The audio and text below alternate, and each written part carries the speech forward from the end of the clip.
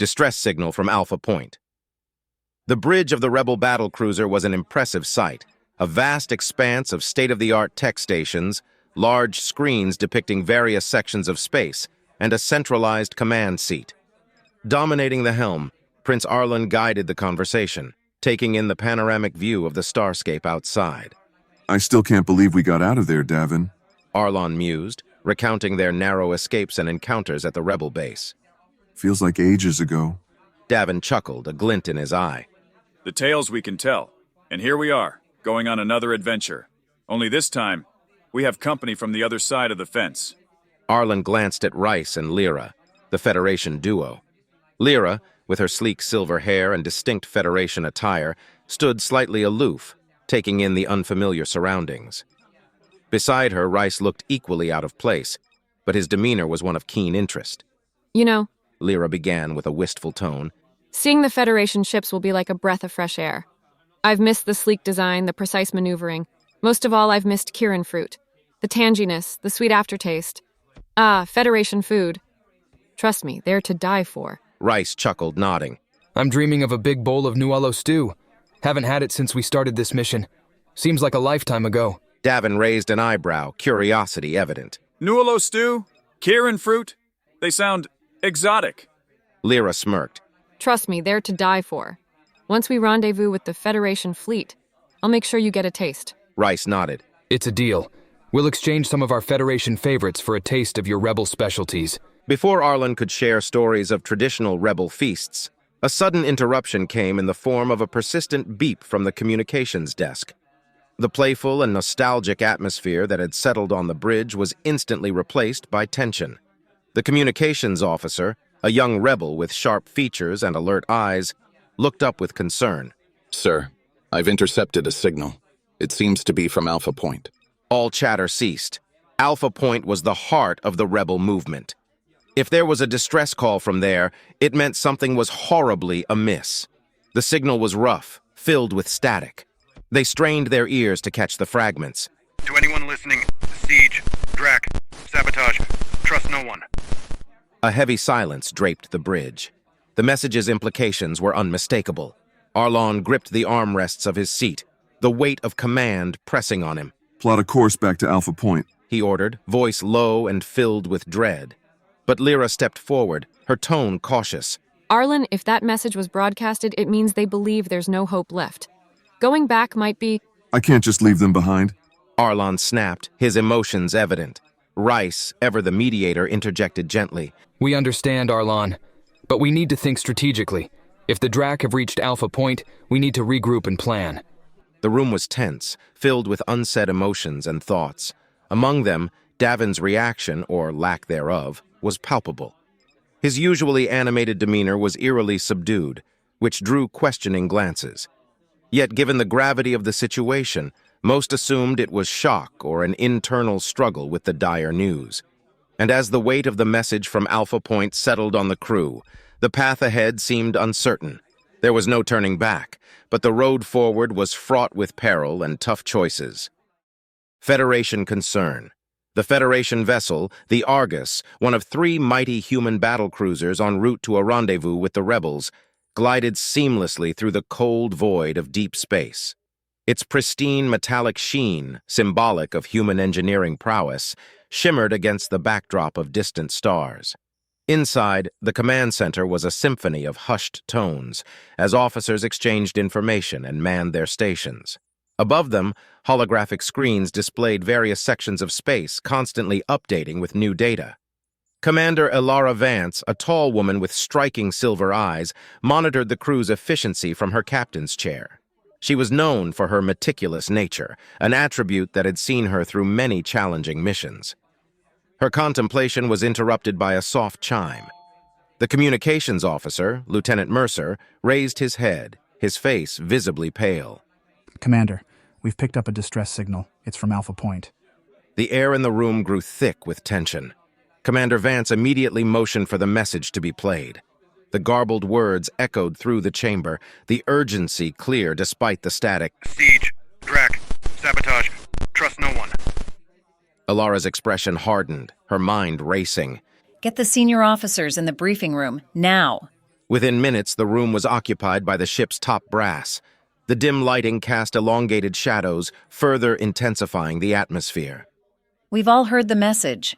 Alara began, her voice steady. Our rendezvous with the rebel fleet is in 3 days. We need to assess the implications of this new development. Captain Riker, a seasoned officer with a gruff demeanor, was first to speak. Alpha Point was the rebels' primary stronghold. If it's fallen, the balance has shifted. Lieutenant Kara, the ship's chief strategist, activated the galactic map. It spread out on the table, a myriad of blinking lights representing planets, bases, and ship routes. Our rendezvous point is here, She pointed. while Alpha Point lies here. Given the current trajectories and speeds, we won't cross paths with any Drac forces heading from Alpha Point for at least 5 days. Commander Vance studied the map. What you're saying is, our rendezvous is not under immediate threat from the Drac. Kara nodded. Correct, Commander, but it doesn't make our situation any less precarious. The fall of Alpha Point signifies a major strategic advantage for the Drac. A murmur of agreement filled the room. Ilara's jaw tightened. All right. Our primary mission remains unchanged. We rendezvous with the rebel fleet, but I want us there faster. If the Drac are on the move, I want every advantage we can get. Captain Riker raised an eyebrow. The engines are already at peak efficiency, Commander. She turned to the chief engineer, Lieutenant Farrow, a young but brilliant mind who had risen through the ranks due to his unparalleled knowledge of the ship's systems. Pharaoh, can we squeeze out any more speed? He hesitated, then with determination replied, I can try to reroute some auxiliary power to the main thrusters. It might give us a slight edge, maybe shave off a few hours, but it's going to strain the systems. Do it. Ilara commanded. I'd rather strain our engines than be caught off guard by the Drac. Lieutenant Farrow nodded and promptly exited, his team following close behind, ready to implement the modifications. As the meeting dispersed, Commander Vance took a moment to gaze out of the viewport. The vast expanse of space stretched endlessly, its depth hiding secrets, threats, and challenges. The message from Alpha Point was a stark reminder that in the great cosmic dance, the next step was always unpredictable. She just hoped they were making the right one. The Eighth Fleet's plan. In the vast expanse of space, Orinthia, with its cerulean glow, stood as a beacon of hope. Orbiting above, the indomitable might of the Eighth Fleet served as a testament to the resilience of the Federation. The aftermath of the fierce confrontation with the Drac behemoths had left scars on both the planet below and the ships above. Yet the spirit of unity and determination thrived. Within the flagship's main conference chamber, General Zorvan, commander of the Eighth Fleet, stood pensively. The room, awash with the shimmer of advanced tech displays, set the stage for one of the most crucial strategic councils the Federation would ever witness.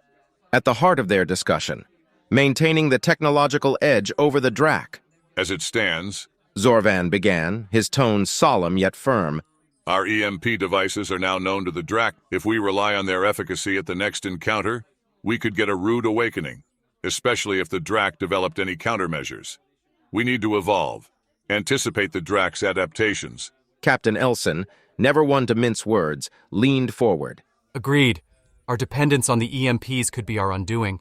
The Drac will study, adapt, and counteract. Dr. Callista Fail, the lead engineer whose work had revolutionized many of the Federation's tech assets, activated a holographic display. The spinning representation of their current EMP bomb filled the room. The challenge ahead is multifaceted. The Drac will prioritize neutralizing our EMP advantage. We need to be several steps ahead. General Zorvan nodded. Present your innovations? Dr. Torin Vash, a rising star among the Federation's engineering ranks, presented the first proposal. Micro-shielding? He began, pointing at a layered representation of the EMP. This encapsulation ensures that the EMPs are almost invisible to conventional sensors. It's like hiding a needle in a haystack. But, Captain Elson interjected, doesn't this shielding dilute the effective range of the EMP pulse? Dr. Fail countered, It does, to an extent. However, we have another avenue, miniaturization. She then showcased a downsized model of the EMP. Reducing its size by half makes it more agile, more difficult to detect. True, the resultant pulse will be smaller, but consider this, a swarm, thousands of these dispersed in a coordinated fashion. It's not about the intensity anymore, it's about volume and unpredictability. Zorvan, always appreciative of forward thinking, posed a query. Have we considered integrating both? Micro-shielded miniaturized EMPs? The engineers exchanged glances, the possibility evident in their eyes. Dr. Fail responded, It's ambitious. The R&D would be intense, but it's feasible. The general's expression hardened. Begin prototyping immediately. We'll run battle simulations by the end of the cycle. As the conversation continued, another officer, Lieutenant Mara, introduced another tactical proposal. General, while the EMPs are being innovated, we've been researching a new drone tech. Think of them as decoys, drawing Drac fire and sensors away from our main fleet and the revamped EMPs. Zorvan, intrigued, urged her to go on. They mimic our ship's energy signatures, making it nearly impossible for the Drac to differentiate between real vessels and decoys. This, coupled with the new EMPs, could wreak havoc on Drac formations. The room hummed with the energy of possibilities. The combination of revamped EMPs and advanced decoy tech could reshape the balance of power in their ongoing conflict with the Drac. We're at a pivotal point, Zorvan concluded, his voice echoing determination. If we can develop your ideas and get them scaled up, the Drac won't know what hit them. Let's get to work. As the assembly dispersed, the magnitude of their task loomed large. Yet, with leaders like Zorvan and minds like Fael and Vash, hope was more than just a sentiment. It was a tangible force. Above Orinthia, the Eighth Fleet prepared for the next phase of the interstellar chess game. The Blue Planet Gambit. Within the flagship's main conference chamber, the massive holographic projection table at its center displayed an intricate network of stars and planetary bodies. A small, isolated blue dot blinked, drawing the room's collective attention. Zorvan pointed to the blue speck. This, he stated, may be our next point of contention? Captain Verrill, squinting at the representation, asked, What significance does this remote planet hold? It's barely charted in our logs. Zorvan continued. Its significance is not in its resources or its inhabitants, but its location. It sits on a vital junction. If the Drac were to control it, they would have a direct channel to our core planets. Commander Iana chimed in, a hint of surprise in her voice. But it's lightly defended. From what we know, it's mostly uninhabited. Why haven't we fortified it? Zorvan sighed. In our focus on primary battlefronts, we've overlooked such border planets, but that doesn't mean our adversaries will. A murmur of unease spread. Lieutenant Rowe speculated, Could it be a trap? Perhaps the Drac want us to divert our resources there? Admiral Threx, a seasoned veteran, countered, Or they may genuinely view it as a strategic asset. Either way, we can't afford to ignore it. Zorvan interjected, his voice decisive.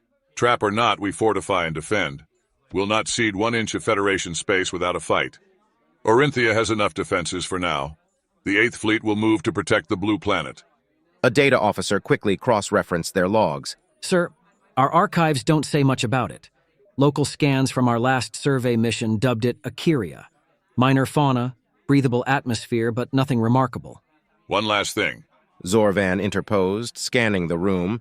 Do we have an ETA on the 2 Helian battle cruisers? A communications officer swiftly responded.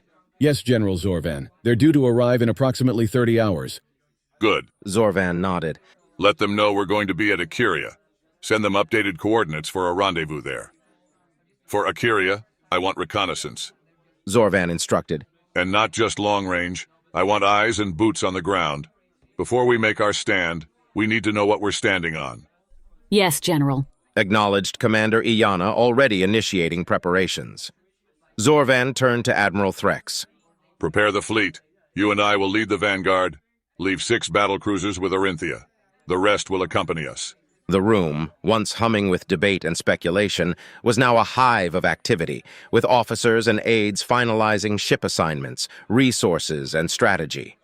The next few hours were a whirlwind. The star-studded blackness of space became animated as starships started aligning in formation. On the flagship's bridge, Zorvan watched with silent pride.